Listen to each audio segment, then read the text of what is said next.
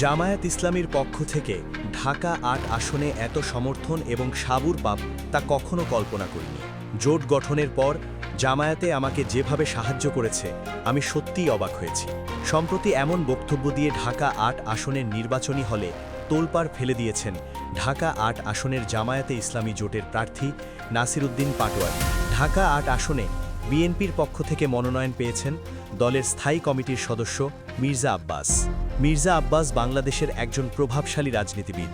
তিনি ঢাকা সিটি কর্পোরেশনের প্রথম মেয়র। বর্তমানে তিনি বাংলাদেশ জাতীয়তাবাদী দলের স্থায়ী কমিটির একজন সদস্য। তিনি বেশ কয়েকবার বাংলাদেশ জাতীয় সংসদের সদস্য নির্বাচিত হয়েছেন। এছাড়াও বিভিন্ন সময়ে বিভিন্ন মন্ত্রণালয়ের মন্ত্রী হিসেবে দায়িত্ব পালন করেছেন তিনি। মির্জা আব্বাসের জন্ম ১৯৭৮ সালের ৭ ফেব্রুয়ারি। তিনি ঢাকা বিশ্ববিদ্যালয় থেকে ব্যাচেলর অফ কমার্সে স্নাতক পাশ করেছেন। মির্জা আব্বাস ঢাকা ব্যাংকের প্রতিষ্ঠাতা। নির্বাচনী হলফনামায় তার বিপুল পরিমাণ অর্থের হিসেব। মির্জা আব্বাসের মতো শক্ত প্রতিদ্বন্দ্বীর বিরুদ্ধে একই আসনে স্বতন্ত্র প্রার্থী হিসেবে নির্বাচনের ঘোষণা দিয়েছিলেন জুলাই যোদ্ধা শহীদ ওসমান হাদি। তবে প্রচারণা চালানোর সময় গত ১২ ডিসেম্বর বিজয়নগরে গুলিবিদ্ধ হন ইনকিলাব মঞ্চের মুখপত্র শরীফ ওসমান। হাতে গুরুতর আহত হাদিকে দ্রুত ঢাকা মেডিকেল কলেজ হাসপাতালে নিয়ে অস্ত্রোপচার করার পর রাতেই তাকে ঢাকার এভার কেয়ার হাসপাতালে ভর্তি করানো হয়। এর দুদিন পর এয়ার অ্যাম্বুলেন্সে করে হাদিকে সিঙ্গাপুর নিয়ে যাওয়া হয়।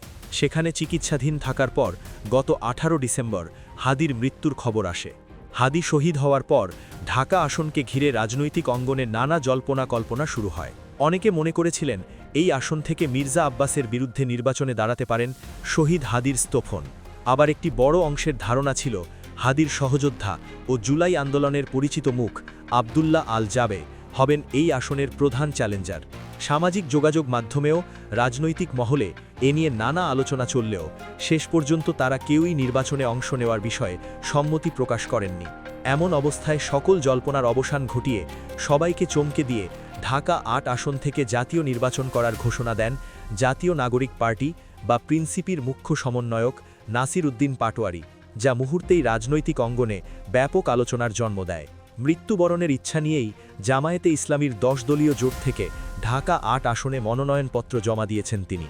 ঢাকা বিভাগীয় কমিশনার কার্যালয়ে মনোনয়নপত্র জমা দিয়ে সাংবাদিকদের মুখোমুখি হয়ে তিনি বলেন, আমার উপর একটি গুরুত্বপূর্ণ দায়িত্ব পড়েছে শহীদ ওসমান হাদির দেখানো পথ, সে পথকে বাস্তবায়ন করা, সাম্য ভাইয়ের হত্যার বিচার পুরো বাংলাদেশে বাস্তবায়ন করা। আমাদের সামনে অনেক চ্যালেঞ্জ রয়েছে, কিন্তু আমাদের এই নির্বাচনটা বাস্তবায়ন করতে হবে। এটাও একটা বড় ধরনের চ্যালেঞ্জ। জোটের হয়ে আমি প্রার্থী হয়েছি।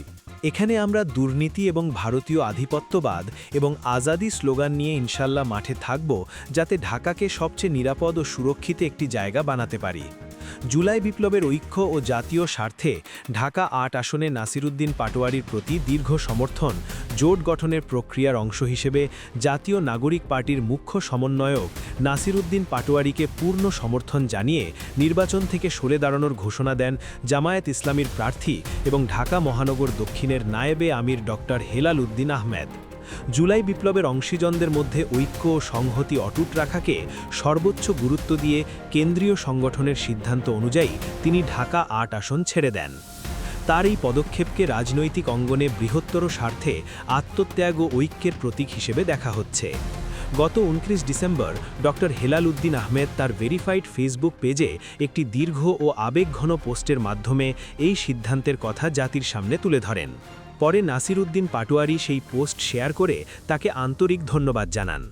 পোস্টে ডক্টর হেলাল লেখেন, তিনি কেন্দ্রীয় সিদ্ধান্তের প্রতি পূর্ণ সমর্থন জানাচ্ছেন এবং ঢাকা ৮ আসনে নাসিরউদ্দিন পাটোয়ারির জন্য মন থেকে শুভকামনা রইল।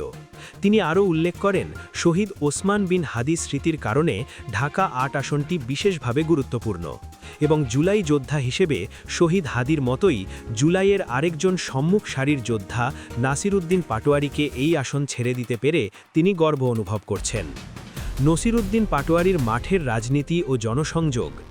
জামায়াতের পূর্ণ সমর্থনে নাসিরউদ্দিন পাটোয়ারি নির্বাচনী মাঠে অত্যন্ত সক্রিয়ভাবে প্রচারণা চালাচ্ছেন।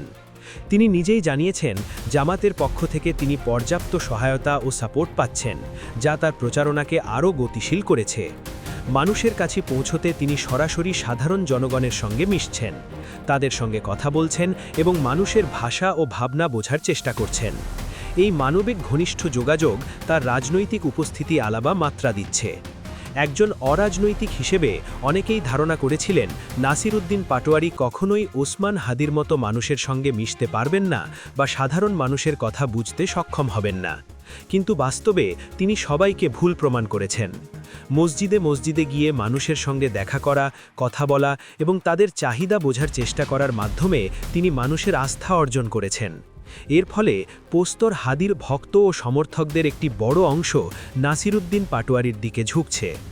রাজনৈতিক বিশ্লেষকদের ধারণা, মির্জা আব্বাসের পরাজয় যে সম্ভাবনার কথা বলা হচ্ছিল, তেমনি নাসিরউদ্দিন পাঠকের কাছেও তার হারার আশঙ্কা তৈরি হয়েছে। সবে মিলিয়ে ঢাকা ৮ আসনে নির্বাচন এখন আর শুধু ব্যক্তি বা দলের লড়াই নয়, এটি পরিণত হয়েছে আদর্শ, স্মৃতি, ঐক্য ও ভবিষ্যৎ বাংলাদেশের দিক নির্দেশনার এক গুরুত্বপূর্ণ পরীক্ষায়।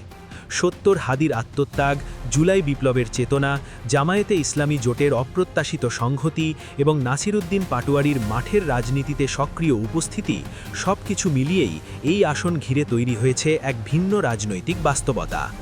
অভিজ্ঞ ও প্রভাবশালী মির্জা আব্বাসের বিপরীতে দাঁড়িয়ে নাসিরউদ্দিন পাটোয়ারি কেবল একজন প্রার্থী নন, বরং একটি বার্তা বহন করেছেন, পরিবর্তনের বিচার এবং জনগণের সঙ্গে সরাসরি যুক্ত থাকার বার্তা। শেষ পর্যন্ত জোটের ফলাফল যাই হোক, ঢাকা ৮-এর এই নির্বাচন দেশের রাজনীতিতে একটি গভীর ছাপ রেখে যাবে বলেই মনে করছেন বিশ্লেষকরা।